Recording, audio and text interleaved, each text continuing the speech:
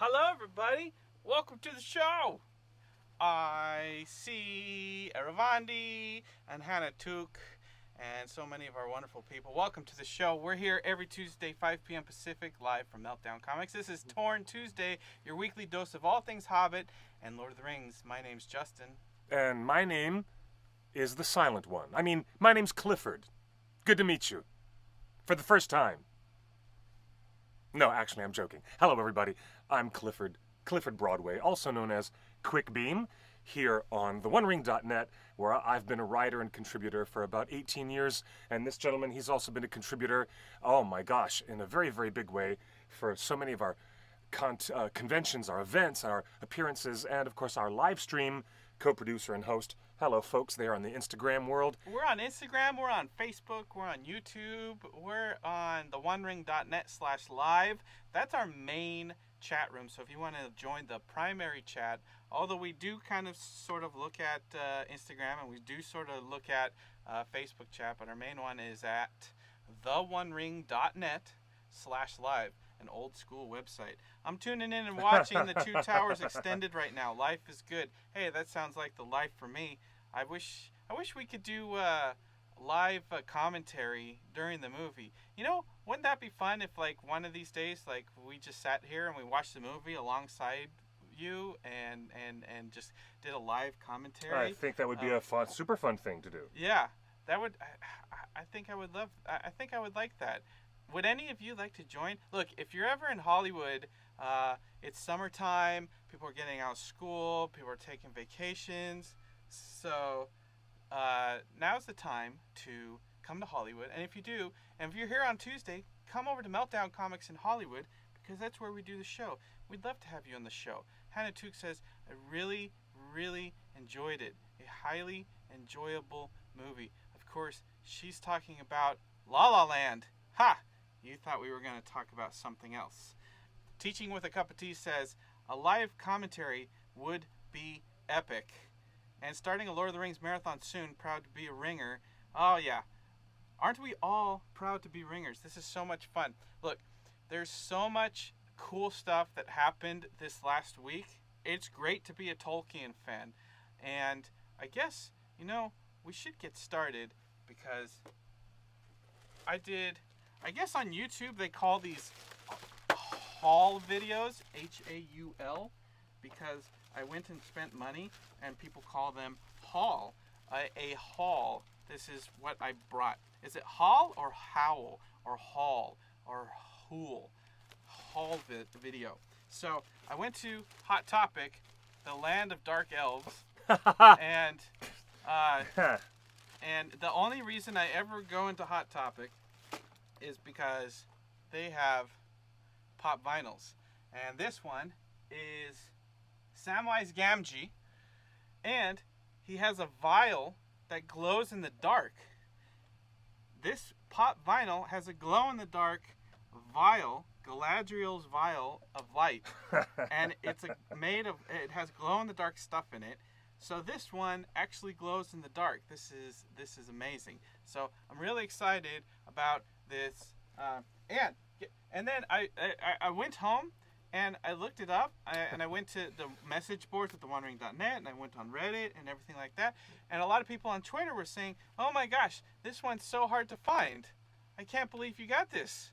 I guess the glowing Samwise Gamgee was so hard to find that I went back to the same Hot Topic the next day, and I bought the other one that they had. So now I have two, and I think we got tweeted at some fans that are real big fans of Sean Astin, and they said, "Oh my gosh, how did you get that one?" Well, I got two of them, and the really cool thing, is that when I got back, when I went to get the second one, because everyone on Reddit said it was so hard to find, they actually had a Twilight Ringwraith, all glow in the dark. This one totally glows in the dark, and supposedly it's one of the best glow-in-the-dark pop vinyls they've ever made. I don't know if we can show it. I'd have to take it out of the plastic. But this glow-in-the-dark pop vinyl of the Twilight Ringwraith is totally glow in the dark. The details on it are astounding. He's got a little sword, and he's got a little robe. He's got a little vest. It is super cool. But it's a Hot Topic exclusive. So the only place to get this is at Hot Topic. And while I was at Hot Topic, which happens to be in a mall, I got you a gift. You didn't get me a gift. I got you a gift. Oh, wow. How cool is that? Oh, dude. You're very thoughtful. Wow, guys. Look at this. This is a pretty cool thing. I think this is a really cool thing, actually. This is a really cool 3D lenticular bookmark of Gandalf, and inside this bookmark package, there's actually a pen. A beautiful ballpoint pen, which is shaped like Gandalf's staff. How cool is this? I've never seen this at the store. This is pretty neat, man. Thank you kind,ly. Hey, everybody. I'm going to show everybody at home on this camera. I don't know if you can see this, but this is cool. It's like a lenticular 3D bookmark. Ah, very cool. And it's 3D. And it's Gandalf's staff. But it's a pen. It's a pen and bookmark. It's a pen, bookmark, and staff all at the same time. That's so cool. Oh, look. Copyright WBEI. Warner Brothers Entertainment Incorporated. There you go. WBEI. That's their little copyright. You know what? I suppose the real staff in Middle Earth also has a copyright print at the bottom of it. It says copyright WBEI. Or what used to be NLC, copyright NLC, New Line Cinema. That's what it used to be, yes. Hello, folks. I want to show the folks at Instagram, since this camera might pick up on it visually. Ooh, Gandalf 3D. Oh, yeah. It's hard to show on camera, but no, that's it looks a good. You can lenticular see 3D bookmark. You can see it. The Gandalf 3D lenticular cool bookmark with a giant staff. I mean, a pen. Thank you. You're very kind. And what good is a bookmark without a book to oh, put it in? Yes. What good is a bookmark without a book? You mean this book? You mean this book? This is Beren and Luthien. Yes, of course. Cliff is texting while he's on the air. That's because... Through Siri. That's because... He's Siriing during the show. Our special guest co-star, Josh Rubenstein, who couldn't be here today, wants to come in on Skype today. So I said yes, of course. Kaylin says, Justin, it's Jeannie's birthday today. Happy birthday, Jeannie. You a gift for her? I missed that. Really? Whose birthday is it? Well, Marvel's happy birthday. got a baby Groot doll. Pixie Poet says, I need it. I'm glad you're staying put instead of writing the Tolkien essay that you're supposed to. Look, we got a bunch of messages on Facebook and on Twitter, on an Instagram. How do you get the Tolkien pop vinyls? Everyone, and it's amazing how many people said they ordered it, or they pre-ordered it, or it hasn't showed up. You started a tweet storm, didn't you? It's sold out everywhere. Look, I went into a store and they had them, and then I went back the next day and they still had them. So that's the secret to Tolkien pops. If you want to get a Lord of the Rings or Hobbit pop, you have to go on an adventure. You can't just read about it in your books, in your digital books, on your interwebs, on your internets, and hope that it's for sale. You have to say to yourself, I'm quite ready for another adventure. And you have to go on that adventure. And the first place you want to go to, let's talk about this. The first place you want to go to is Hot Topic, because it's got this exclusive Twilight Ringwraith. So that's always the first stop you want to go to. You also want to look for, there's a Frodo. There's a variant Frodo that his eyes glow in the dark, like he's a little under the spell. So, so go to Hot Topic, because the Twilight Ringwraith is the exclusive Hot Topic one. The Twilight Ringwraith is only exclusive to that store. As long as it's exclusive to that store, you can't get Twilight Ringwraith. It looks like it's glow-in-the-dark plastic, isn't it? Yeah, the whole thing's glow-in-the-dark. It's some of the best glow-in-the-dark on toys you've ever seen. Wow, look at how gross and weird the painting is. There's detailed painting on this. Look at this guy.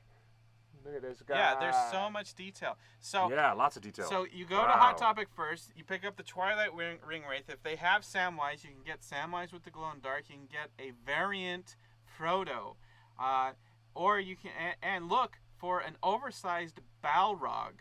They have a giant 8-inch Balrog pop vinyl. The same size as that Smaug? Yes. Let's take a look at that Smaug for comparison. I went to multiple stores. I couldn't find the Balrog, but the Balrog is out there, exists. People are getting it. Yeah. So if they don't have any of these that you want at Hot Topic, you walk across the mall into GameStop. GameStop carries pop vinyl. So does other mom and pop stores like Meltdown Comics. And then you also go to Barnes & Noble. Barnes & Noble will have possibly, at the one I went to, the Barnes & Noble had 3 different standees for pop vinyls. Wow. It wasn't just one shelf where you could find it. I walked around and found 3 different pop vinyl standees around the Barnes & Noble store. And so you have to go to Barnes & Noble and cycle through everything. So is your Balrog about the size of this? Yes, it's in the same size box. Same size box? Oh, wow. So Smaug, which was pop number 124. Happy birthday, Jean Bourgeois, Nice. Jeannie Bourgeois. Cool. Here's your Smaug. Jean Bourgeoisie. Well, that's cool. I don't know how to say your name. Jean Bourgeois. I don't Am I the one who keeps butchering the sound of your name? Jean Bourgeois? But everybody's been posting it.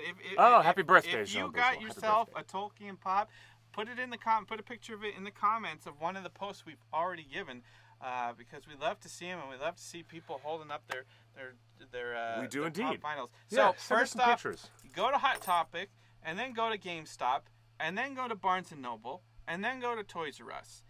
And if you haven't found it there, then you can start going to Walmart, and Target has been known to carry some of the exclusives, especially the Balrog.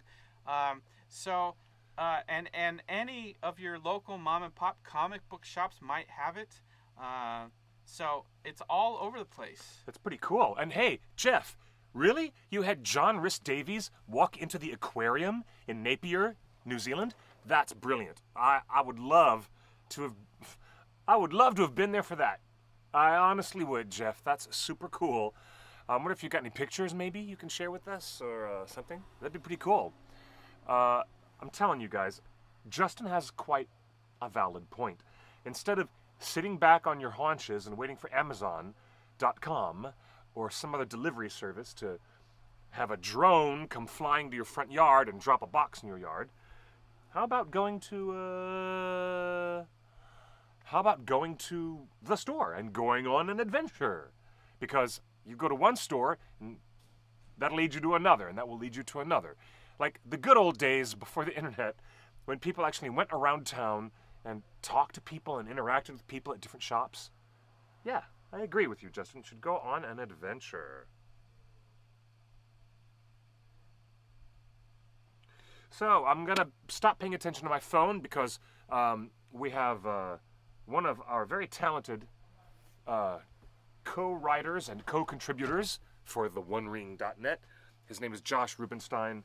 He is asking if it's okay to come in and be part of the show. You don't really have to ask that. Nobody ever really has to ask permission. Yeah, Hannah just shows up. Just show up. At just random call. times, and yeah. we don't say anything. I mean, you don't have to Skype. You can use FaceTime. You can use So the interesting thing a about phone call. mom and pop shops, you know, if you go to you can always participate. the store that we do the show in, Meltdown Comics, guess what happened on Sunday? Tell me, what happened? Well, they carry pop vinyls here. They have a lot of Star Wars and, of course, Marvel and DC Comics. Quite a few popular items. Oh, yeah. and Adventure Time. Yeah. Lots of pop vinyls. So they had some Star Wars Rogue One pop vinyls. Yeah, I saw those. And guess who stopped in? Is the director Krennic himself from Rogue One, the bad guy from Rogue One. Director Krennic. Oh, wow. The actor that played Director Krennic, Really? the main bad guy Yeah. in Rogue One, Oh. he came in and he signed all the Star Wars pop vinyls of his character Oh, cool. here at Meltdown. Of course, it's already sold out. I believe it. That's neat. So you never know who will show up here at Meltdown. Man, we should get Sean Astin back on the show and he can sign these Samwise We should totally. We Gamgees. should get Kate Blanchett in here too to sign my book. Yes, absolutely. Yes. That's so cool. Super, super cool. Hey, guys, this is an exciting week. We had Wonder Woman come out in the theaters. We had Beren and Luthien come out in Bye, bookstores. teaching with a cup. And there's such a lot to talk about, including going on an adventure around town to find your Funko Pop vinyls. Yeah, That's right. I have to tell you, much going on this week. It's such a fun adventure, though. Like, look, guys, you feel so rewarded when you actually stumble into a store and you see the Samwise and you see the exclusive pop vinyl, and you feel much more rewarded than hitting 20 websites within a matter of minutes and like, oh, that website has it, ordered, done. Like, hopefully they don't cancel my order. Like, I think some of that shopping experience has been lost with online ordering, where people, they just cursorily browse all the same websites. They go to hottopic.com, target.com, GameStop. They go to the websites of the stores where these are at, and it's out of stock. And so they move on, and they go and the people are paying $50 for these right now. I paid $9.99. They're going for $50 on eBay right now. Oh, I could flip all these right now for over $100. Oh my! On eBay, but I don't want to. I want to keep that. I enjoyed the adventure and the reward, and I get what Bilbo was saying. Like, the reward is the adventure. Indeed, it is. Well, you mean the adventure is its own reward. we just got a text message from Josh Long, our collectibles editor, who gets all the collectibles, and he pays for them. He never gets them for free. He says, he's watching right now and says, I did not know about that exclusive Sam. Nice find. Well, I found 2 of them. Josh, you've done such a wonderful job with theonering.net. We're going to see you at San Diego Comic-Con. If you want one of these exclusive Samwise, one of them is yours because you're the collectibles editor. You're supposed to have these. And I tell you what, he's the one that turned me on to finding this Twilight Ringwraith, and I found one, and the glowing is amazing. This doesn't say exclusive on this box for the Sam character. It just says it's not exclusive for Hot Topic. It's a rare variant. Oh, a rare variant that glows in the dark. Yeah. Oh, so the regular Samwise Gamgee is regular. Yeah. This one has glow in the dark for the Phial of Galadriel. That's right. Ah, super cool. Samwise Gamgee. We should Sam is not exclusive. Yeah, it's just a regular. But if you don't know, if you haven't seen them, you don't know that they're there. I think that would be cool to have Sean sign these. That would be super cool. Hot Topic also had some regular Frodos, but I really don't want to collect Frodo. So wow, this is pretty cool, huh? I didn't pick those up. I just picked up the ones that looked really cool, and without even trying, suddenly I'm four collectibles deep into pop vinyl. It's amazing. Yes, Autobot 1976. Sam is not exclusive. However, just to clarify, the word that we're using is variant. The Samwise we have is a variant. It is not an exclusive. But I really want the Balrog. If someone can find the Balrog, please tell me where you found the Balrog, because I've been looking at every store. I might go on an adventure this week and go to multiple zip codes and try to find a Balrog. Yes, Pipsquet, if you're ever in Los Angeles on a Tuesday, in fact, if you're ever in Los Angeles on any day of the week, Thursday or Sunday or whenever, I would love to meet up with you. Then you're going to come and join us, and we'll do something here in the studio. It'll be super, super fun. Hey, you know what else I would love to collect, but I'm in the wrong country, is an autograph from Alan Lee. So, Alan Lee illustrated this new version of Beren and Luthien. Every chapter has a brand new illustration from Alan Lee. And turns out that Alan Lee is doing a month's worth of autograph signings at stores across the UK. And most of them are Waterstones.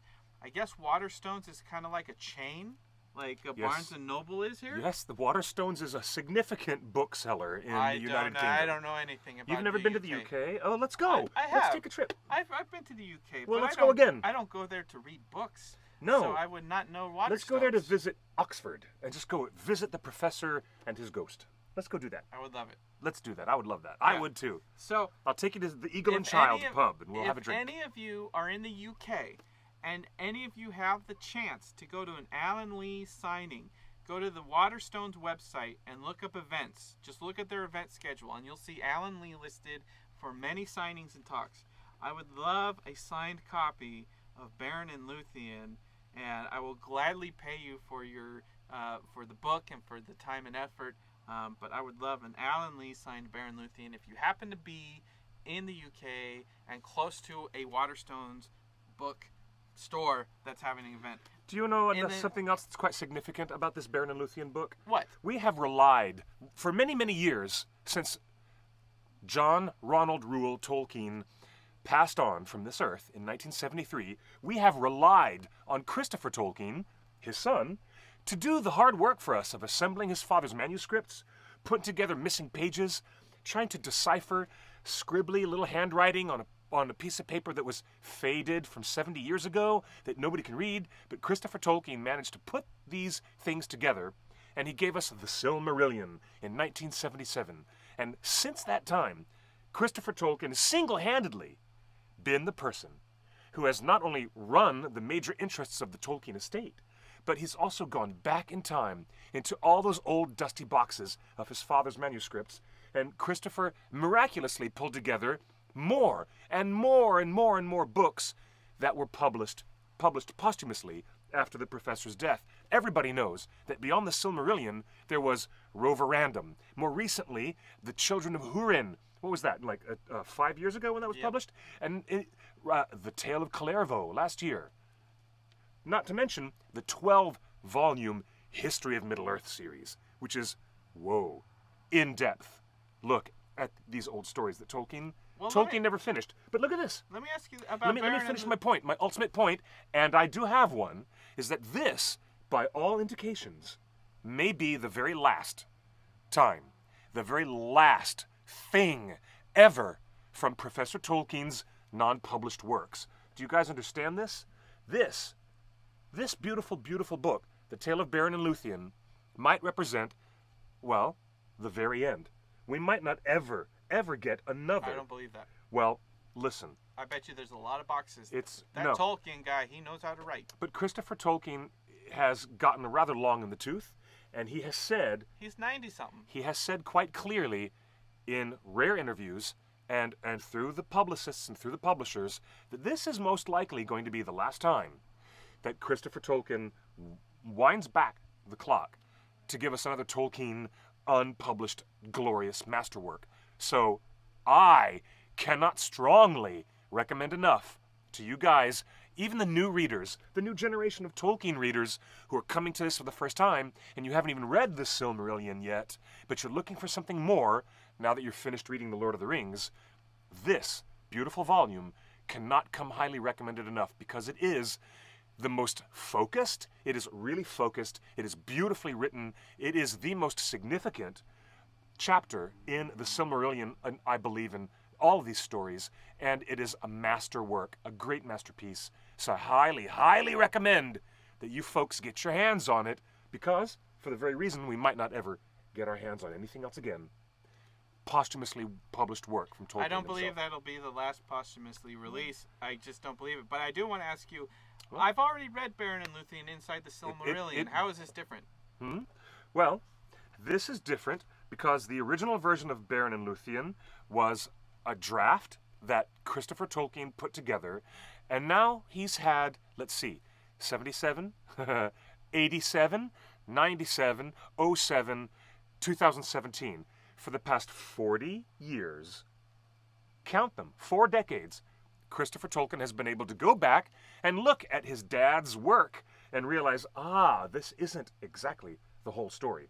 And so now we have something that Entertainment Weekly has rather adroitly described in its book review of Beren and Luthien. Entertainment Weekly said that this book is rather like a documentary, a making-of documentary. By reading through this, you'll get to see the original versions of Beren and Luthien and the finalized version, and you can see how it has changed and how Professor Tolkien kept changing the villain. I mean, the original villain wasn't even Sauron.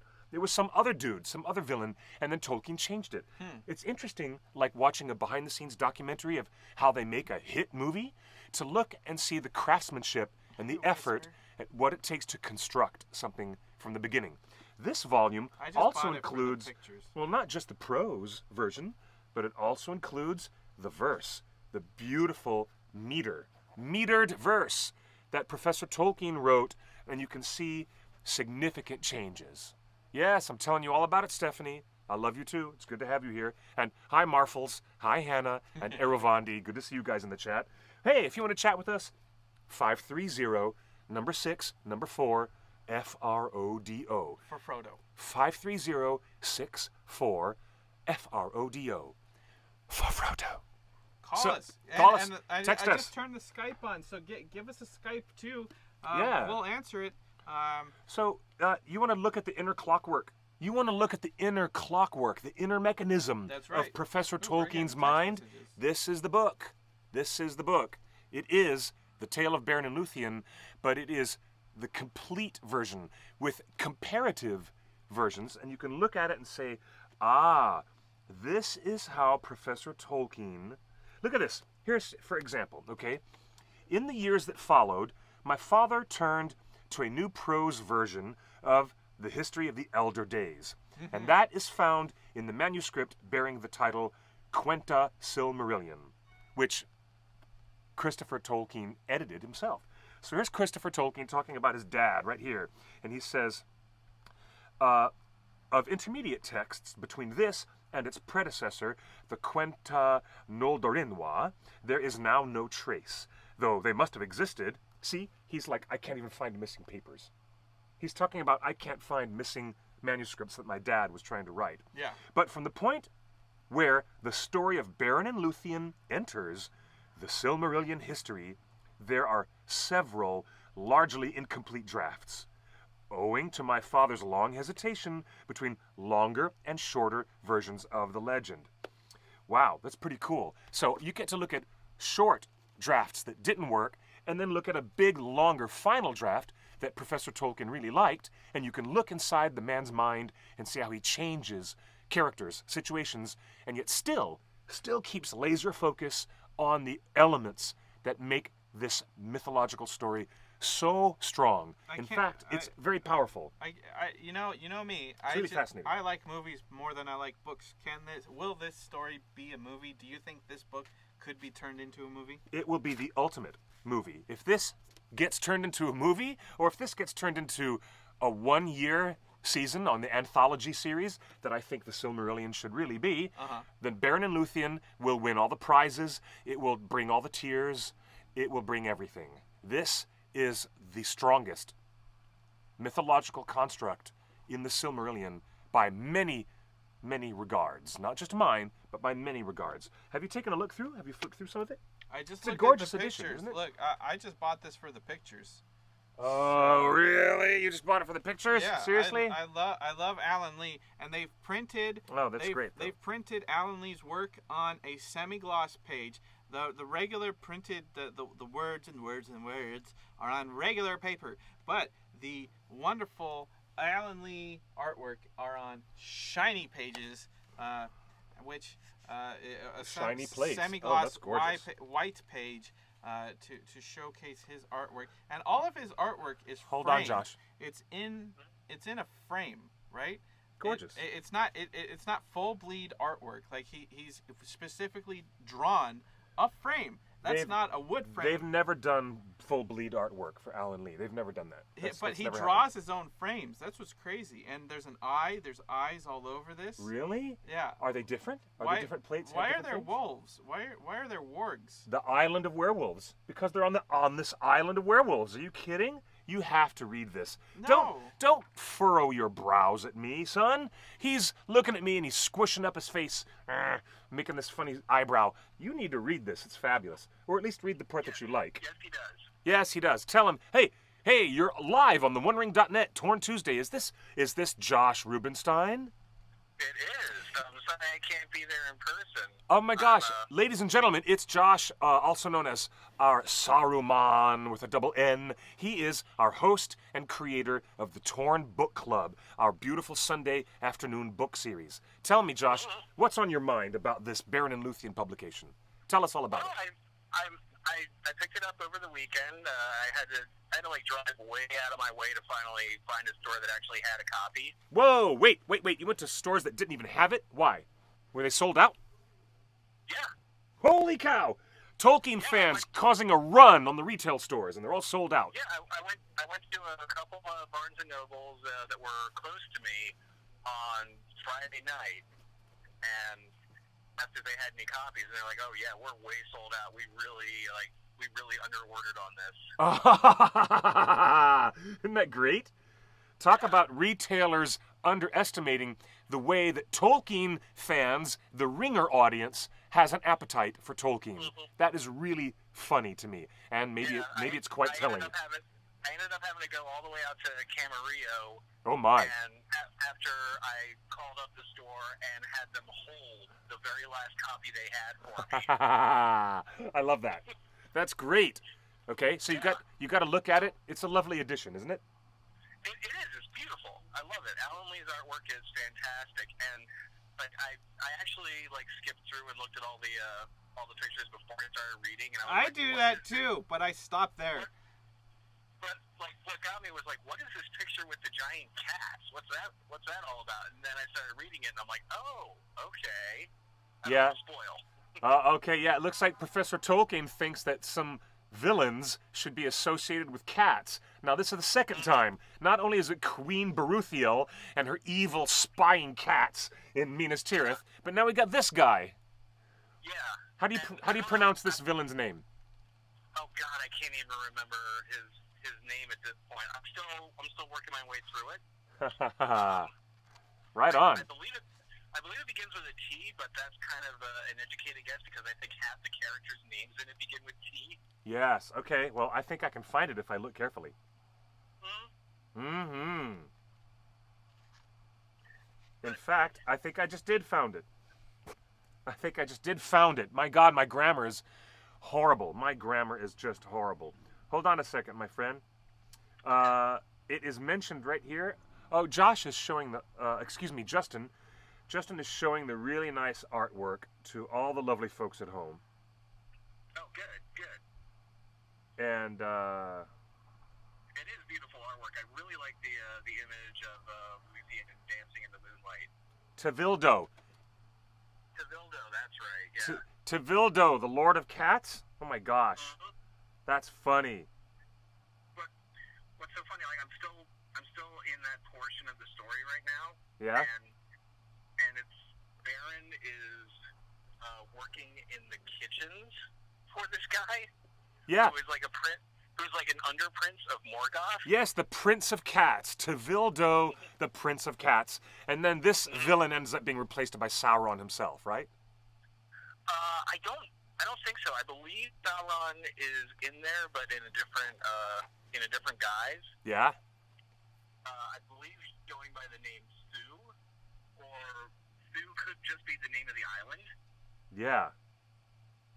Because I'm still reading that portion of the text. I should point out to anybody who is interested in this, it's not quite like the Children of Beren, where Christopher Tolkien took all of his father's notes and compiled it and created a full novel out of the story. Yeah. This is more him breaking it down and showing the progression of Tolkien figuring out this story and evolving this story over the years. Yes. This is one of his first stories in what would eventually become the Middle-earth universe. Yes. And so are we looking at a finalized draft that is significantly different, you think, from the one that's been printed in all 1977 publications of the Quenta Silmarillion? I honestly don't know. What I think we're going to see, from what I can tell from having read through the introduction, this one is more showing various different iterations of the story throughout the years rather than a full, expansive, cohesive narrative we got with the Children of Beren.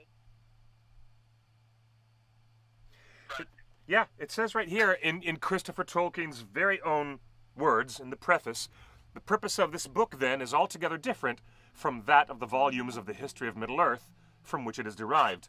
It is emphatically not intended as an adjunct to those books. It is an attempt to extract one narrative element from a vast work of extraordinary richness and complexity. But that narrative, the story of Beren and Luthien, was itself continually evolving and developing new associations as it became more embedded in the wider history. The decision of what to include and what to exclude of that ancient world at large, in quotes, could only be a matter of personal and often questionable judgment. Ha ha ha! That's really interesting that Christopher Tolkien is, being so forthcoming and also willing to be self-effacing about that. That's fun. Well, and also, like, he's not willing to take on the responsibility of basically rewriting his father. Yeah. He says, in my 93rd year, this is, presumptively, my last book in the long series of editions of my father's writings, very largely... That was something I was going to bring up. Like, yeah. This is rather significant because this could be the last Middle-earth book we get. Yeah. And we've been spoiled for decades on that because ever since the Silmarillion, Christopher Tolkien has really taken on this immense task of taking his father's huge amount of work and presenting it to fans and expanding that universe beyond The Hobbit and The Lord of the Rings. Wow. So this could be end of an era. It really is. It really is. And it's funny, I realize that Brittany, our good audience member, the lovely Brittany Larson, is in the Facebook chat and thinks that it might not be very likely that this will be the last thing that Christopher Tolkien endeavors to do. And Justin also has been saying this is probably not really the last thing that Christopher Tolkien will do. But hey, it looks like he says it himself, right? He says presumptively, which means he doesn't really think he can, but really, who knows what the future holds? And like, I'm not willing to say, like, this is officially the end of Middle Earth. Like, this is, like, at the same time, though, Christopher Tolkien is 93 years old. Yes, like, he is. Look, I mean, even Miyazaki has cried wolf enough times when he says, I'm going to retire, and then he comes back. Oh God, yeah. And he comes back and he does Ponyo, and then he comes back and does something else, and The Wind Rises. And he's coming back again. He's doing something else again. Goro the Caterpillar, yes. Yeah. How about that?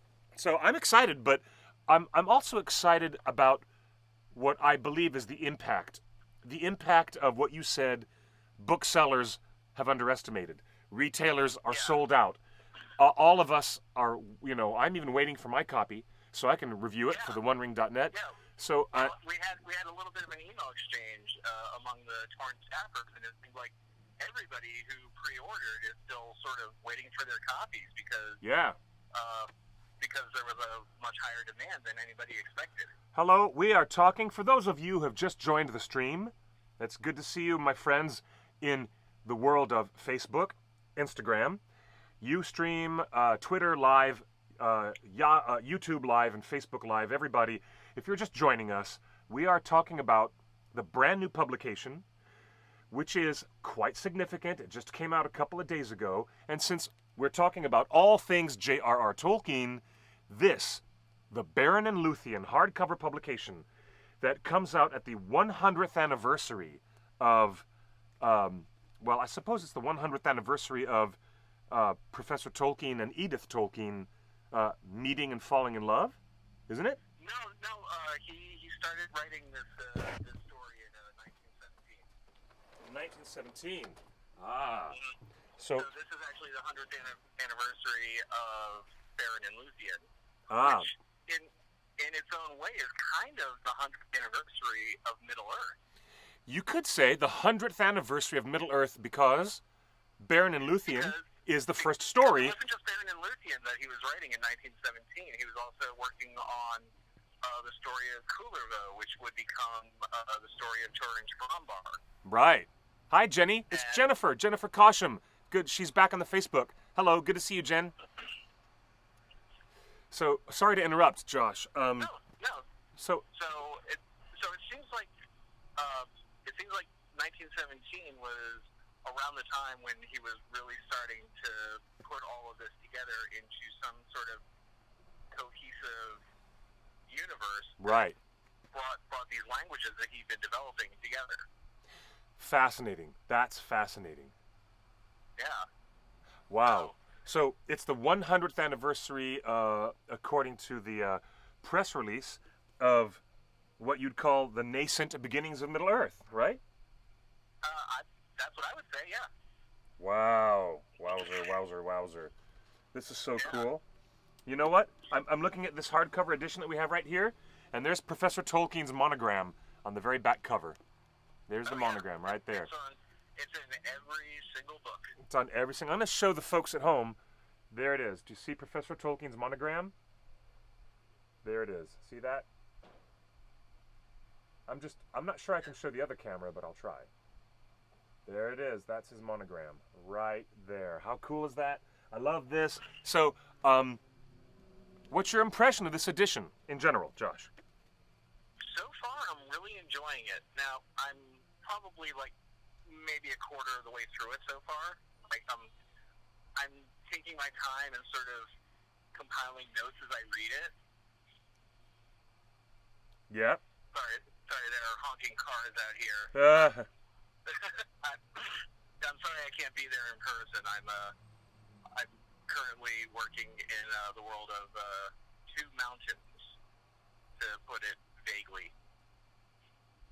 I love this.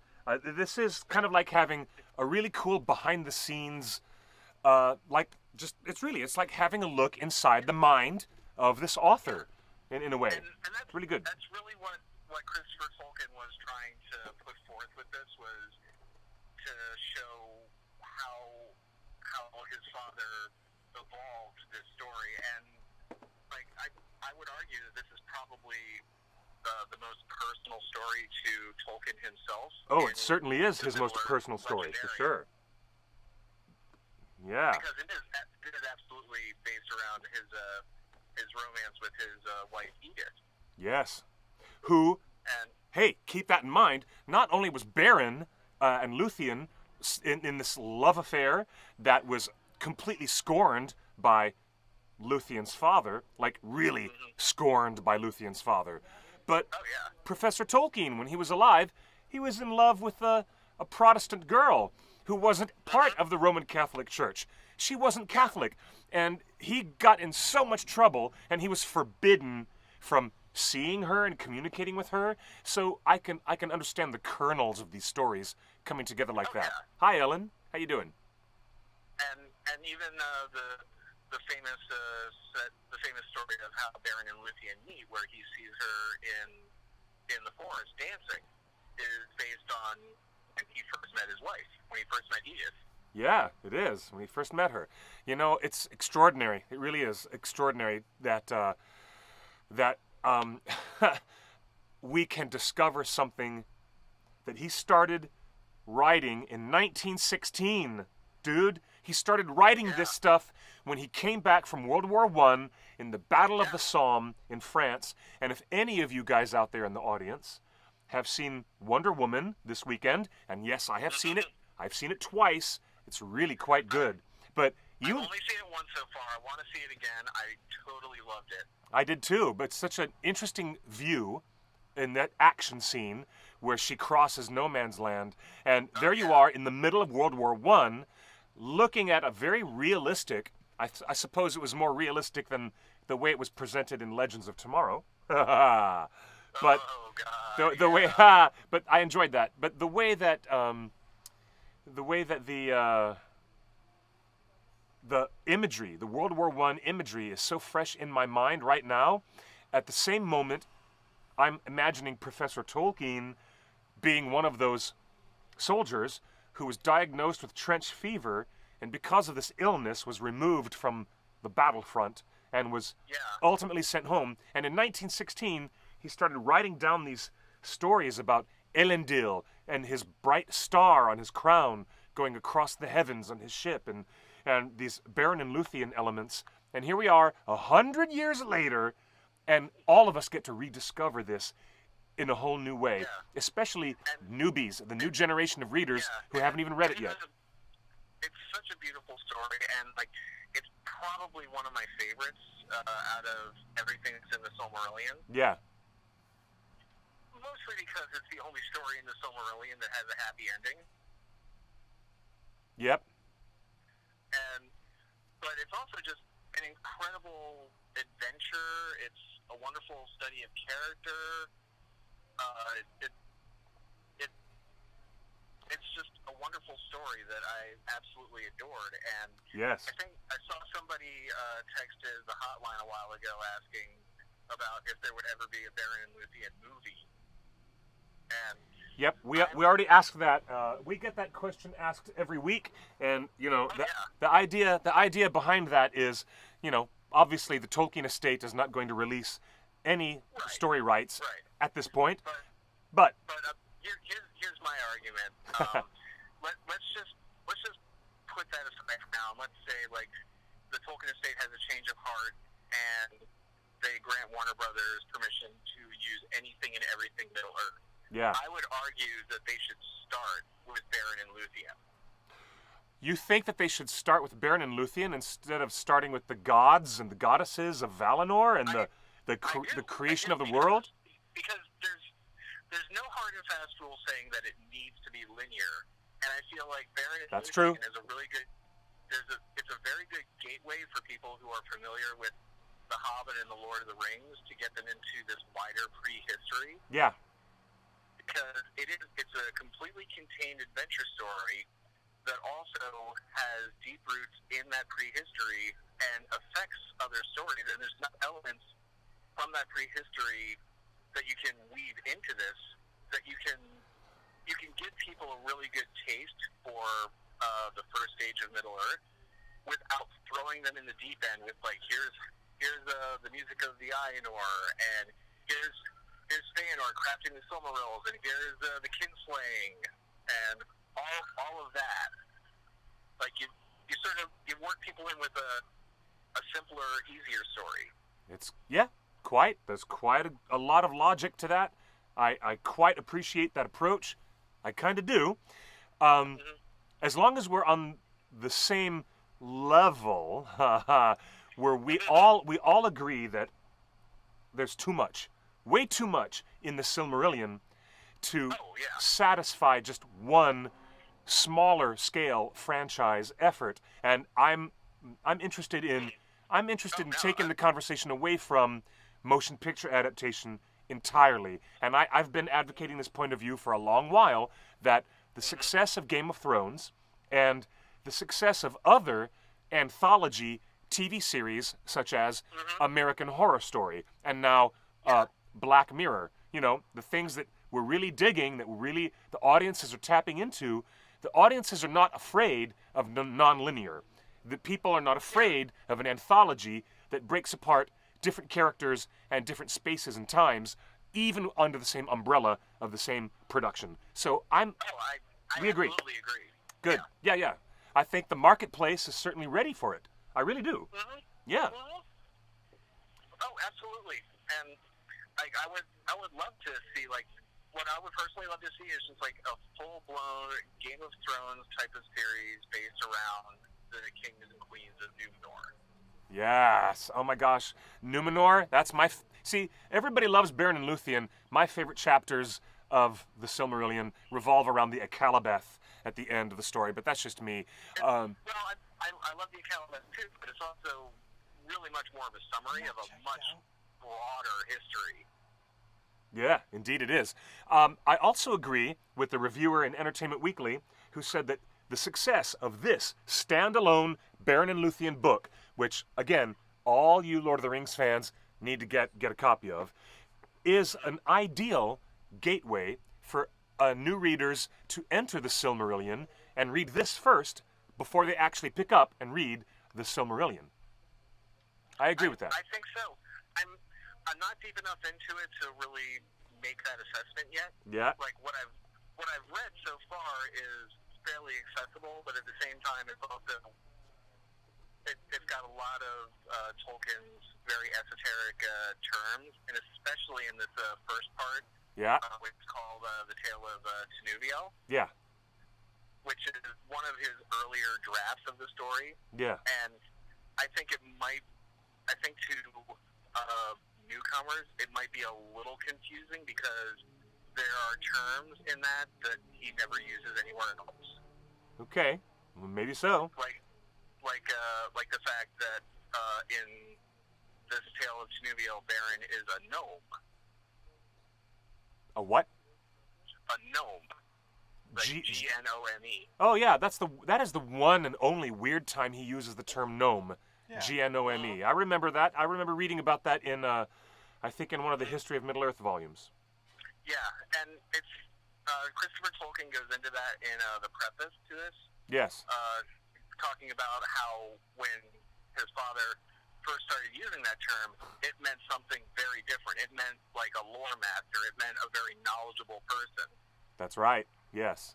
And then over time, it got co-opted and became like the little garden gnome. And he realized that even though he didn't like that transition, this was not a fight he was going to win. Yep. So yep. It was better just to take that term out entirely.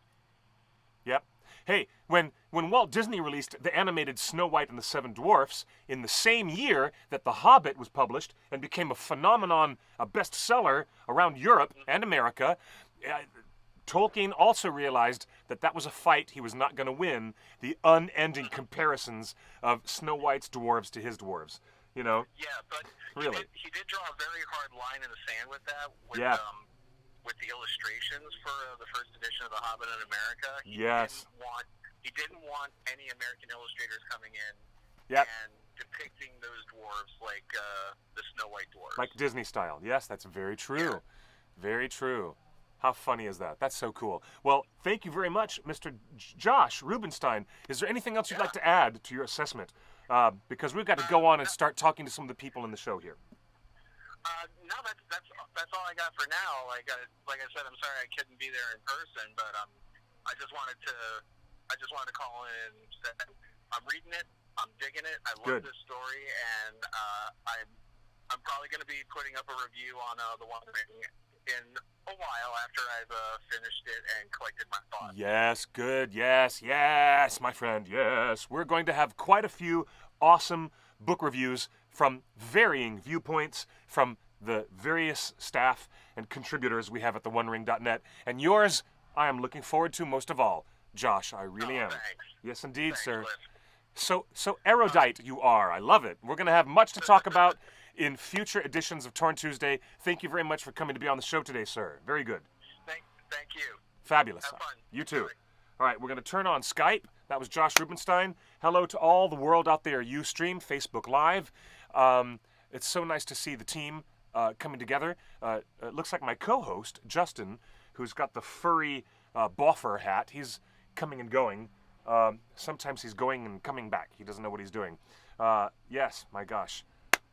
To all of our friends on Instagram, yes, Harley Quill, this is a beautiful, beautiful book. I agree. Now, for all of you folks who have seen and experienced Wonder Woman, which was released worldwide, except for, I believe, Syria, or there was one country, was it Palestine?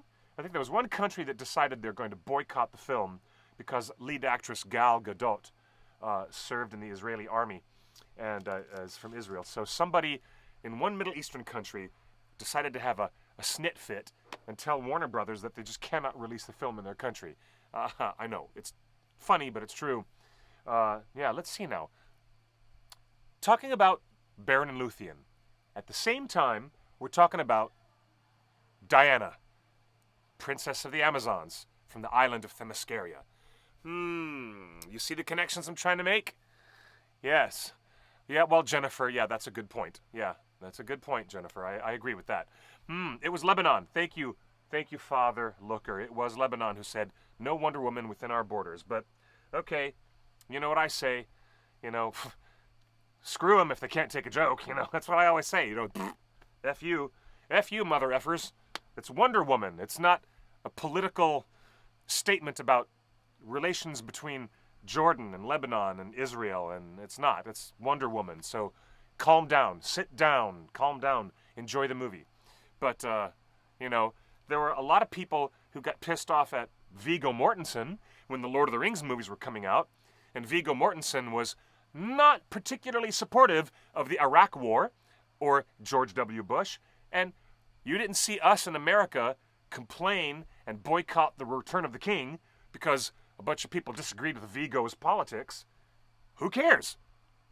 We got the release of the movie and we enjoyed it very much. It was The Lord of the Rings, The Return of the King. Yes, it was. Now it's Wonder Woman, and I find it interesting that we're talking about feminism. The zeitgeist around the world right now is representation of women in these big superhero paradigm stories.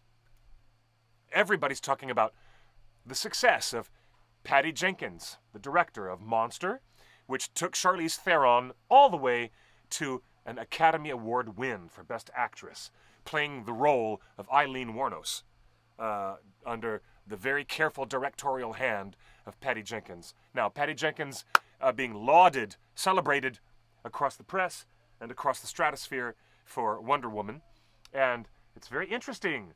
So here we are talking about Luthien.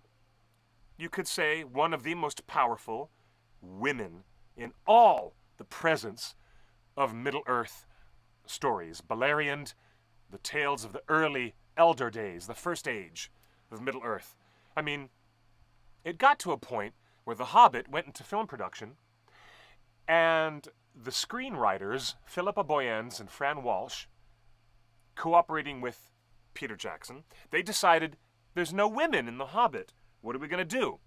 Let's fix this. Let's add Tauriel. So here comes a whole new female character who is being presented into the world of Middle-earth, a female character who is the captain of the guard of the Woodland Realm in Thranduil's kingdom in Mirkwood. And she's a powerful, strong-willed, very strong-willed, forward-thinking woman. A woman who we didn't have in the pages of The Hobbit. And correct me if I'm wrong, but there's been a lot of criticism levied against Professor Tolkien about the roles that women play. There are no women playing particularly strong leading roles in the Fellowship. There are no female characters in the Fellowship. We had Arwen, who is generally relegated to the back of The Lord of the Rings as a background character, but in the film, well, Philippa and Fran and Peter, the screenwriters, all brought Arwen to the fore. In fact, they were so interested in bringing Arwen, played by Liv Tyler, to the forefront that they added her into Helm's Deep, and they spent quite a few days with her on location at the exterior of Helm's Deep doing battle scenes. You know, it wasn't just, the elves of Lothlorien who showed up on the ramparts to help Theoden and Aragorn and the team at Helm's Deep, led by the very, very capable elf warrior, played by Mr. Craig, Daniel Craig, who played, what was his name? Oh my gosh, Haldir. Haldir shows up in Helm's Deep. But in the original drafts, in the earlier versions, before they took it all out, it wasn't just Haldir, it was Arwen. Because everybody was like, how do we address the fact that Professor Tolkien has kept his strong women characters in the background? In The Lord of the Rings, it's true. Even Galadriel, who is ostensibly the strongest female character at the time, when the War of the Ring takes place at the end of the Third Age. So the filmmakers try to remedy this problem. Hello, Dave. Nice to see you, Dave Gentry. Good to see you. Join the show. It's really interesting to me to piece this apart from, as far as having a socio-political conversation, and I think that's where we're at right now. Socio-politically, everybody is responding to Wonder Woman in a very specific, very agreeable way. Everybody seems to be thrilled. And then, at the time The Lord of the Rings was made, keep in mind, they brought Arwen forward. She replaced Glorfindel. Glorfindel was the elf lord from the First Age who rescues Frodo at the crossing of the fords of Bruinen. It's not Arwen, it's Glorfindel. Well, Glorfindel got kicked out. Arwen got added into the story. So when they made The Hobbit, all these years later, the screenwriters came up with another solution. Instead of taking a female character who was in the background and putting her forward, they invented from whole cloth a new female character who never existed in the pages of The Hobbit. And to a lot of us, it was really great. It was really agreeable. I'm going to start Instagram all over again. I find this fascinating. All right. Checking connection. Bring it in. All right, guys. Oh, hey, I got a lot of people coming in here sending me messages on the chat. That's pretty cool. All right.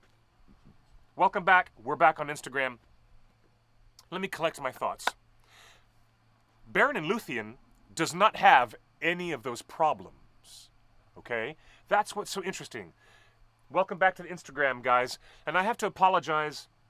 Everybody who's just coming back on the show from the Instagram account, we're all very sorry because Instagram has a 1 hour limit and we do an hour and a half show. So welcome back. Hey again, Green Zoe. It's too bad because we continue a 90-minute broadcast on all of our other streams, except there on Instagram we got to reboot everything. Welcome back. But hey, strong female character, maybe the strongest and most intriguing female character. This is really cool. If they make an adaptation of Beren and Luthien, whether it's a feature film or whether they make it into a big TV series as part of a larger HBO anthology series, all those problems that they had originally with The Lord of the Rings in saying, oh gosh, we need to take these female characters and bolster them up and bring them up in the narrative because there's not enough of them, so they added more Arwen. Intriguing. In the case of The Hobbit, there was zero female characters, so they added another character. In fact, two. There's a woman in Lake Town, and especially in the extended edition of The Desolation of Smaug and the extended edition of Battle of the Five Armies, you will see that there's a female character who is lifted up from just being background, and she has more dialogue with Alfred. She has more dialogue, I forget her name, but she actually becomes part of the women and the elderly crew from Lake Town refugees, and she helps them pick up arms and fight in that crisis when the ruins of Dale are being attacked by all those orcs. It's pretty cool. Really interesting. You're going to get into this conversation, and you're already going to have the gender socio-political conversation in alignment when Beren and Luthien gets made. And it will. Someday, hopefully, Lord willing and the creek don't rise, as they say down south where I come from. If Beren and Luthien gets made and it becomes part of an anthology TV series, or if it becomes a standalone feature film, they've already got that problem solved. They don't have to beef up the female character. They don't have to add any female characters or bolster them up. This Luthien, the Luthien that we have loved and related to since 1977, when Luthien first appeared in those pages, we're going to be so into it. It's so on point, and I think it is a story whose time has come. Finally, 100 years later, I believe it's a story whose time has come. I personally think it would be an ideal gateway, just like Josh was saying on the phone call. There's no need for the Silmarillion to be done in chronological order, this chunk or that chunk. That's what I'm saying. Like, if it's an anthology, it can mix up. Yeah, that's what Josh also said. Yeah, do an anthology, use different actors or the same actors in different roles. Well, I was just giving the folks at home a rather long-winded explanation that, they don't have to beef up a Tauriel character, and they don't have to take an Arwen character and stick her into locations and situations in the narrative where she never needed to be. In this story, Beren and Luthien, they can take it straight up, bring it right up to the fore, and you've got the strength and the power of Luthien all over the story. And it's such a great, great story. It's a great story. Enjoy it. Well, the question is, should they make a Beren and Luthien film, and I'd love to Oh, get yes. the chat room Oh, yes. opinion. I bet you you would have a different opinion if I asked you that 3 years ago, after the return, after the Battle of Five Armies, also known as subtitle "The Death of Smaug." You know, do we actually want another Tolkien film? And is this the book to bring Tolkien back to the big screen? That's the question. Really? Well, my question is Tolkien ready for television? Is this worthy of 10 episodes? Absolutely. Oh gosh, yes. You don't know. Nobody knows the trouble they've seen. All right, break it down. Nobody knows the trouble that they go through, the anguish that they go through. Emotional anguish does not mean 10 episodes unless It's not unless emotional. you're watching This Is Us. You said emotional. I didn't. I didn't say emotional anguish. I'm talking about, you know. Well, we'll break it down. Break down the 10 episodes then. Episode 1, introduce the characters. Episode 2, what happens? I'm not going to break down the 10-episode story arc. That would take weeks of thoughtful research to do that. I can't just pop it off the top of my head like that. But I will tell you that there's enough stuff in Beren and Luthien to be an entire season of an anthology series, not just a single feature film. Let me ask you this. Do you think this one story, out of all the Tolkien stories, do you think this story would be appropriate for Peter, Fran, and Philippa to hand off the directing to Fran or Philippa? Oh gosh, yes! Hey, wow. I like that idea. Out of all the I like that Tolkien idea. stories, is this the one that would be most enhanced with a female director? Yeah, I agree. Since we're all talking about Ava DuVernay and great female directors and of course the success of Wonder Woman, everyone's talking about Jenkins. It's just like, this is the conversation on my mind too. I would love to see Fran or Philippa or another female director take their hands onto Beren and Luthien. And yes, there's enough in here, just like somebody said in the Instagram chat, to add in some background flashbacks about the history of the Silmarils, the history of the Eldar, the migrations of the elves in the prehistory of Middle-earth, how certain kingdoms were established. Because if you don't get all that stuff in between the lines, then you would not understand how Luthien's father has complete contempt for a mortal man coming up to his daughter and saying, "I love her, she should be my bride." And, you know, he doesn't just stand on the side like Hugo Weaving and say, "I have contempt for this." He literally forces Beren to go and steal a jewel from the crown of the devil himself in this world. So this is and sets an impossible task for him. So this is a tale from the man's perspective. No. Is Romeo and Juliet a tale from just the perspective of the Montagues? Is it just from the perspective of the Capulets? No. Beren and Luthien succeeds in being a story of how the elves and the men had very, very difficult race relations back then. So if Beren it's about has to race go on a relations as quest much. to retrieve something, does Luthien have to do anything? Oh my gosh, yes. Luthien has so much to do. Oh my gosh. But does she have to accomplish a task? Yes, she does. Yes, and I'm not going to spoil it. I just can't spoil it because there's people who are just going to pick this up and read it right now. Hey, one of our chatters in the Instagram chat had asked a very, very, very good question. Father Looker says, who becomes the executor of the Tolkien estate after Christopher Tolkien goes to his eternal reward? Very good question, Father Looker. I don't know the answer, but I would suspect the first person would be Priscilla. Priscilla Tolkien would be the fourth surviving and the last surviving child of the Tolkien family. But Reading it. what? Reading it. You're not reading it? Okay. Well, you never read The Hobbit, and since he never read The Hobbit, I don't expect he's ever going to read Beren and Luthien, but you should give it a whirl because it's super good. It's got cool pictures.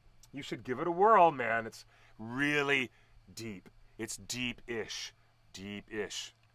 The cool thing about this book I noticed is that it's not just the full page semi-gloss artwork, by Alan Lee, but he's actually illustrated in line. There's a bunch of illustrations in the middle of the page on this edition of Beren and Luthien by the hand of Alan Lee. You can see little pencil sketches, at the top of the cool. page. I saw some like in the middle of a page. Let me see. Like I'd say every 15 to 20 pages there is new artwork. The Tale of Tuneville. Hey, Jennifer wants to remind you that it's got a monster doggy. A big monster doggy. I hate dogs, but cats. I'm all in on those giant cats that they had. Oh yeah, there's a villain who replaced Sauron, and he's the Prince of Cats. And in this story, this is like a Would you be able a to character listen who didn't to it, survive. Justin? Yeah, audible. Would you do an audible? Well, I asked Cliff nicely before we started the show if he would read Beren and Luthien as part of this episode. Would you do that for me next week? Would you just spend the hour just reading the book? I'd love to, but next week I'm going to be in Florida visiting my family. You're leaving on Wednesday. Oh, no, wait, that's right. I'll be here for one more show, and I guess I'm going to miss the show on the 20th. That's right. So the 20th, yes. So you could read to me. I could read some of this to you, Next sure. week. Why not? Why the hell not? Would you guys want that next week? Like just an episode of Cliff reading Beren and Luthien? I think that would be a fun show, and yeah, I think we could have some fun with that. In the Facebook chat, it's Anika. Anika who's asking, isn't the new book more race against race oriented than feminism oriented? Interesting question. First of all, I don't know if feminism ever came into Professor Tolkien's mind. And I do not think that his spirit or his mind was trying to write a pro-feminist screed in any sense. In Professor Tolkien's life and in his heart, he was trying to evoke larger scale mythology where tragedy and romance are inexplicably woven together.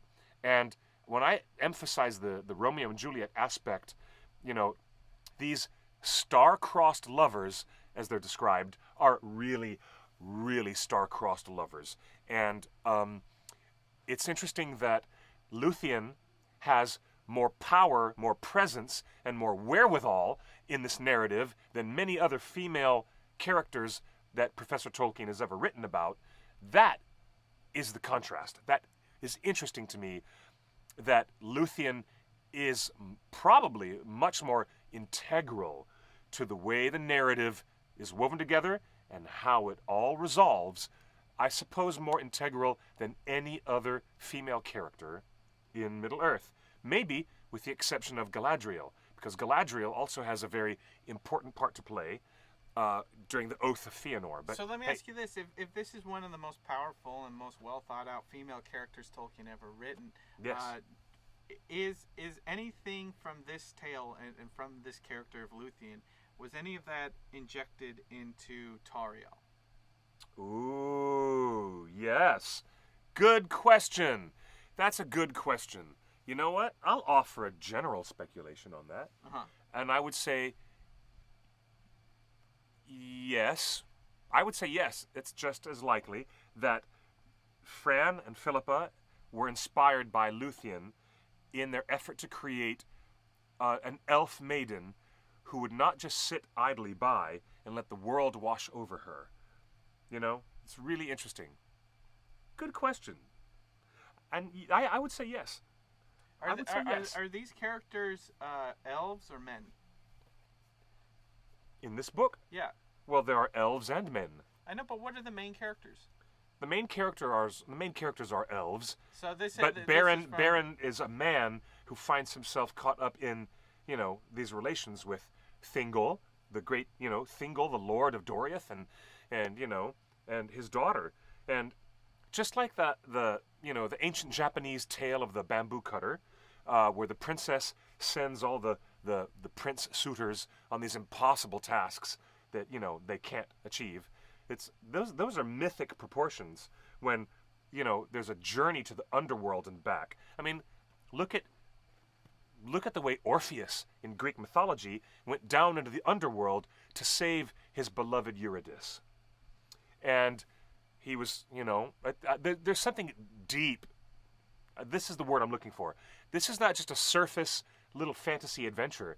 There's something really deep going on in the Beren and Luthien story. It's tragic, it's powerful, and it speaks to one of the larger themes that Professor Tolkien was fascinated with. Self-sacrifice for a greater love and a greater good. It's all over it thematically, and I love it. Dave Gentry in Facebook says that Professor Tolkien's writing suggests he had great respect for women. I think the fact that Edith was his muse is pretty spectacular. Well, let me ask you this. I agree. Wasn't that a trend at the time that these stories were being written in the 20s and 30s? I mean, when did all those... No, it wasn't a trend. Professor Tolkien wasn't following trends. He was interested in reaching back into Anglo-Saxon... Tolkien was definitely interested in trends. Tolkien was interested in, like, the old Icelandic Eddas and the ancient languages. Something was happening in the world that Walt Disney came out with a dwarf story and Tolkien came out with a dwarf story at the same... Like, not at the same time. time. I'm not saying that was the main driver, but I'm saying Tolkien was unaware come on, of what Disney was producing. Tolkien was completely unaware that fake news. He not was fake news. Totally aware. The world was aware that Disney's folly was going to bankrupt this man. Everyone knew it. And even before the Snow White and the Seven Dwarfs came out, there are letters where Tolkien talks about coming up with he's got a bunch of dwarves. That was all after the release. No, it was before the release. There's nothing in Tolkien's letters, and there's nothing in his biography, official biography. When did Little Women and all those books came out? Good question, but let me finish my thought. There's nothing that I have read that indicates that Tolkien had any pre-release knowledge that influenced his writing of The Hobbit about what Disney was producing in Anaheim, California, over 3,000 miles away, 4,000 miles away. Disney influenced him. I'm saying there are giant trends. There are giant trends in creativity, and we've seen this now, and it's back then and way back when. Like, you know, when an author came out with a monster book, there was another monster book. You know, when there's a movie about an asteroid hitting the Earth, there's another movie about an asteroid hitting the Earth. There's something about there are creative trends that the Western world latches onto for short periods. Yeah. And it was at that time true. Tolkien grabbed onto something, and he had a story, and a publisher said, "Hey, look, the trend is now. We can publish this now," and that's what happened. Same with Disney. Like, I'm gonna do of all the stories, he did one of Snow White and the Seven Dwarfs, and then Wizard of Oz was shortly thereafter, the book and the movie about a bunch of little people, and then The Hobbit came out with a bunch of dwarves. There's something about that was happening at the time. So was there anything from a female story centric? Was there anything like that happening in the 20s? I've never read or heard anything that Rayner Unwin or the publishers of The Hobbit were responding to Tolkien because of the impending release of Snow White and the Seven Dwarfs. I've never heard of that. In fact, I think that is a very spurious claim. Very spurious claim. And I don't think so. No. It may be true. So, it may be true, but I have to say for the record, and I've done a lot of research in this, excuse me, but everything I've read about Rayner Unwin and Allen and Unwin, the British publishers of The Hobbit, there's no tether between the publisher having foreknowledge of Walt Disney Studios in Anaheim doing something about dwarves. Knew. No. The whole world I don't even. I don't even. From the day he announced it, there was a press release announcing that he was going to create a full-length animated film. If that were the case, then there isn't anything that I've ever seen.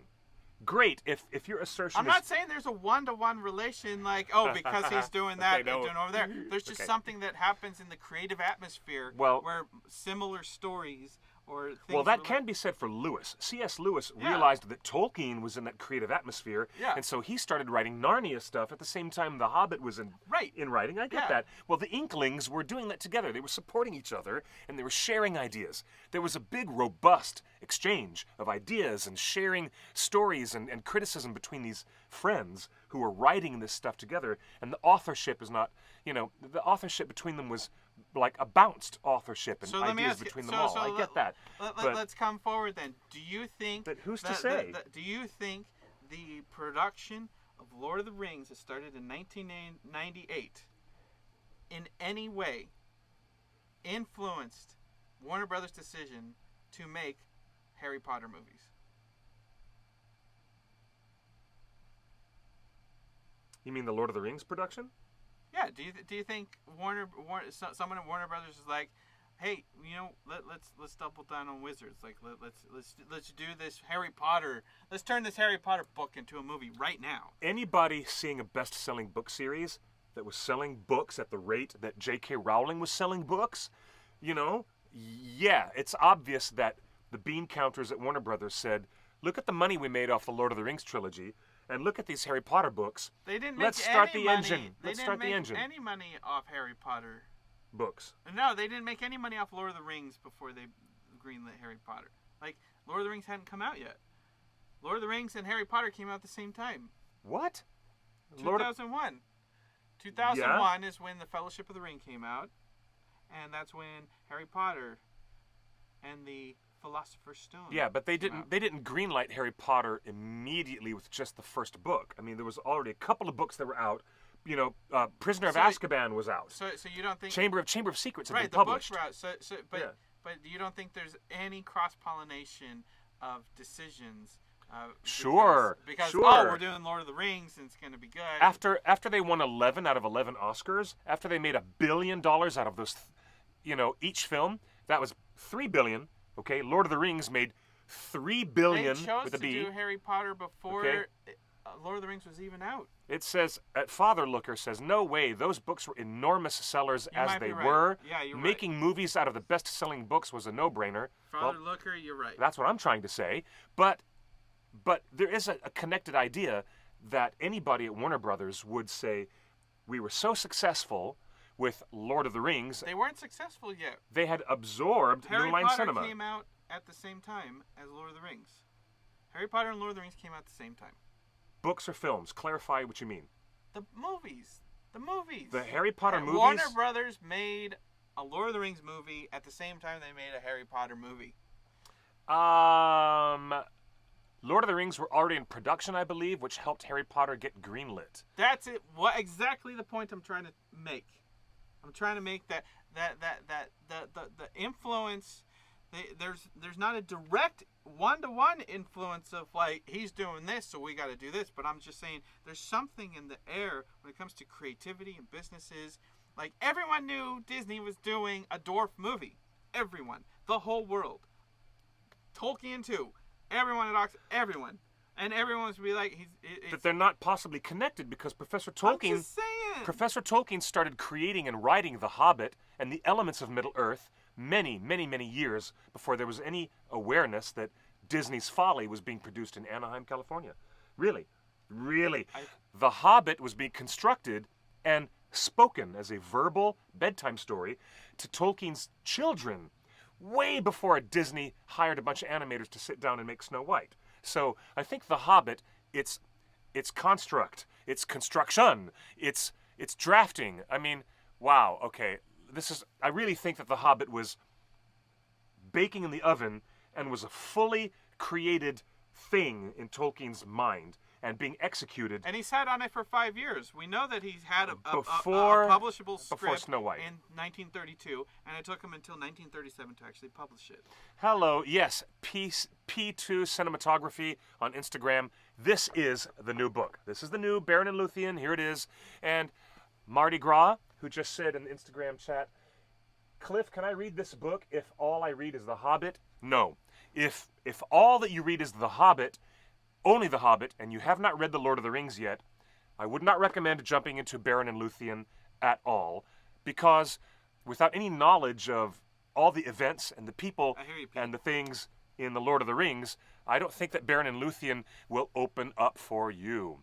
Okay. Look, that's the world of creativity. Influences from all around. They may not be direct, but it influences everything. And I have a hard time believing that a book about dwarves and a movie about dwarves coming out within 3 months of each other are not tangentially related in some aspect. It just that's too much of a coincidence. And both of those stories changed the world, are still influencing popular culture, and we know for a fact that Tolkien just did not like how Disney was bastardizing these stories. Tolkien thought Tolkien was doing the same thing Disney was, but borrowing from the history of myth and putting it into new stories.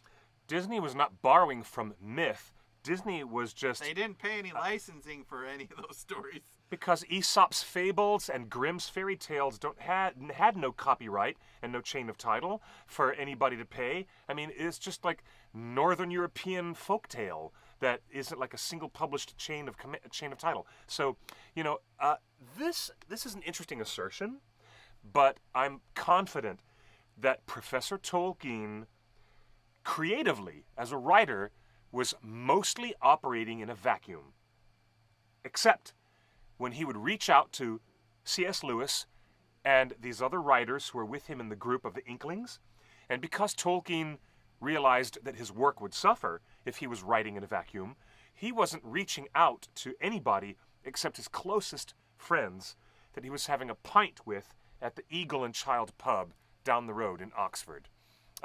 Brittany Larson, Cliff, a prequel Harry Potter book is about to be filmed.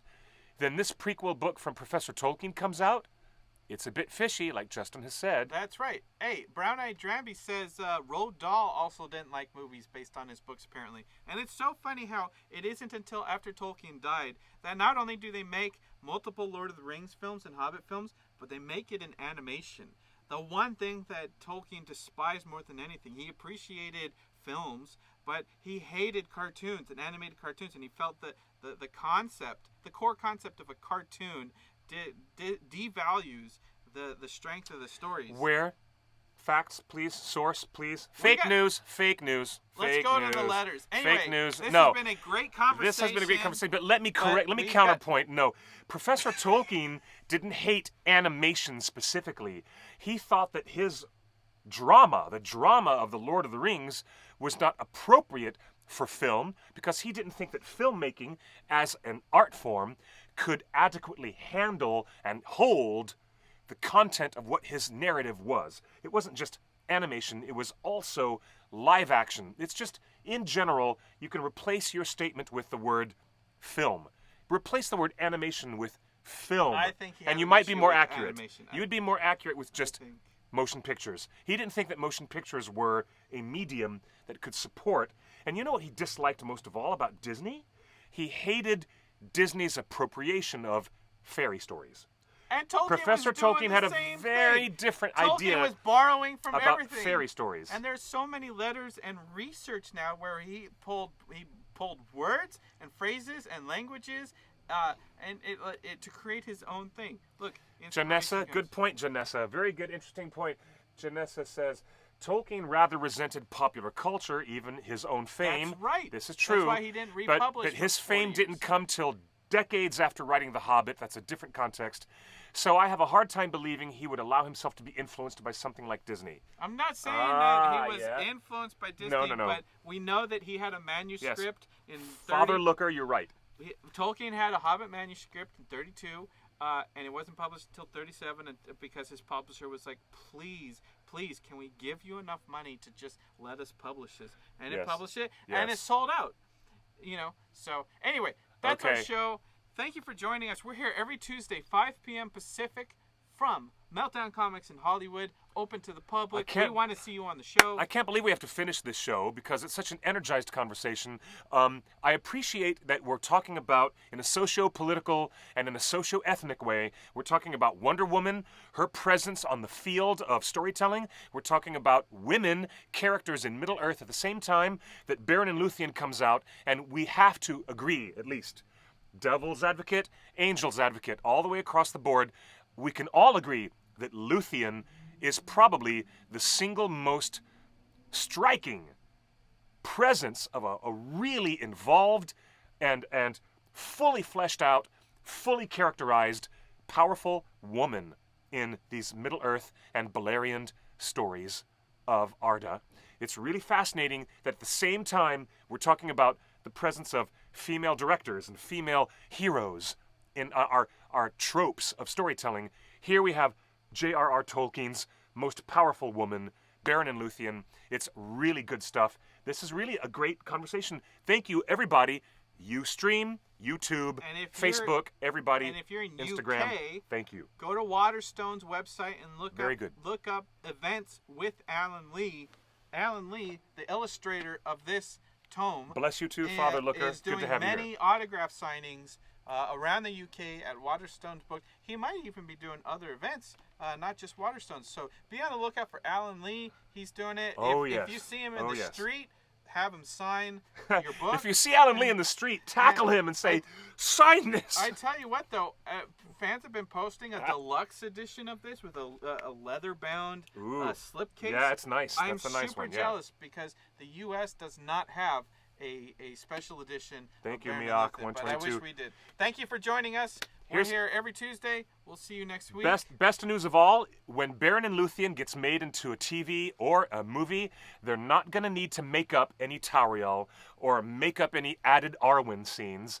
They're not going to need to make up any of that ish. They've got right here the best and the strongest and the most impressive tragic romance. And God, the tragedy is capital T. It's really amazing. And when it gets made, we won't have to ever worry about Mary Sue characters being added in to add more, women to the story. We've got what we've got. It's the best. You guys are awesome. Thank you, everybody in the world. Follow me on Instagram and on Twitter at QuickBeam2000. Follow him at Justin's Big Idea. And follow us at The One Ring Net on all of our social streams. And buy this book. And And buy go this to Hot book. Topic. Oh, yeah, exclusive. Find a Balrog. Exclusive. Twilight Ringwraith. You guys are an awesome audience. We wouldn't be here without you. So thank you. From the bottom of my little hobbit heart, thank you for being part of our community. It's all about community. Thanks, guys. We'll see you next week. Maybe I should read for once. This one, it looks like it's double spaced, so I think I could get away with reading this. It's not intimidating No, it looks double spaced. It's a very petite volume. It's not a lot to deal with. And the pictures are pretty. They are. And you know what? Who's that? Shit gets ugly. Shit gets really, the really horns. scary. Huh? Who's that with the horns? And why is he so bigger than that guy? Well, there's a couple of dead Balrogs there. Those are Balrogs? He Dude. kills Balrogs? Dude, you don't even know what goes on. There's all kinds of crazy stuff. Oh, Thank you, man. guys. You are awesome. Good night. They kill Balrogs? Good night, Instagram. We love you.